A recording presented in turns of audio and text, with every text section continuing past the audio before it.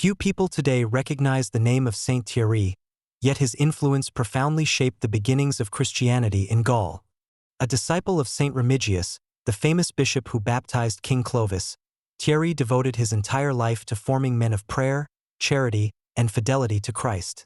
Though his work was carried out quietly, its fruits endured for centuries, helping the Christian faith flourish far beyond the walls of his monastery. At the beginning of the 6th century, Gaul was undergoing tremendous change. The Western Roman Empire had recently fallen, and the Frankish kingdoms were taking shape. During this uncertain period, the Church played a vital role in preserving the Christian faith, education, and hope for the future. As a young man, Thierry felt deeply drawn to the Christian life. He met Saint Remigius, the holy bishop of Reims whose wisdom, humility, and holiness left a lasting impression on him. Under Saint Remigius' guidance, Thierry devoted himself to studying sacred scripture, growing in prayer, and learning that a true shepherd is first and foremost a servant. These years of spiritual formation shaped the entire course of his life. Recognizing his maturity and virtue, Saint Remigius entrusted Thierry with a new mission: to establish a monastic community where men could dedicate themselves completely to God through prayer, work, and charity. Thierry accepted this responsibility with humility. Near Reims, on Mont d'Or, Saint Thierry established a monastery that quickly became an important center of prayer, learning, and Christian formation. Each day was ordered around the celebration of the liturgy, manual labor, meditation on the scriptures, and service to others.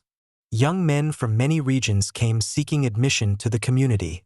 Saint Thierry patiently formed them, teaching that holiness is not achieved by extraordinary deeds but by faithfully serving God in the ordinary responsibilities of everyday life. Ancient tradition attributes several miracles to Saint Thierry.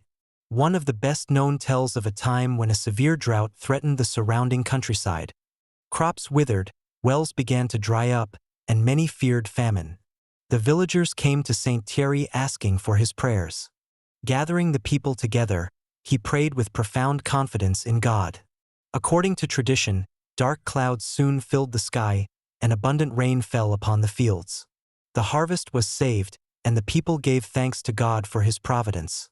The poor always found an open door at Thierry's monastery.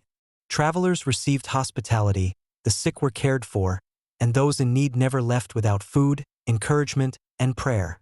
His monastery became a place of refuge where everyone experienced Christian charity. Even after becoming the abbot of a flourishing monastery, Saint Thierry never sought privileges. He worked alongside the monks in the fields, prayed with them in choir, and led by personal example rather than by authority alone. His humility inspired everyone who lived under his guidance. Around the year AD 533, after spending his entire life serving God and his church, Saint Thierry died peacefully, surrounded by the monks he had lovingly formed. Soon afterward, many faithful Christians began visiting his tomb, convinced that they had known a true man of God. Throughout the Middle Ages, the Abbey of Saint Thierry became one of the great spiritual centers near Reims. Pilgrims visited the monastery, and generations of monks drew inspiration from Thierry's example of prayer, humility, and faithful service. Even today, Saint Thierry reminds us that God's greatest works often begin in hidden places. His legacy is measured not by worldly achievements but by the countless lives transformed through his teaching, his example, and the communities that continued to flourish long after his death.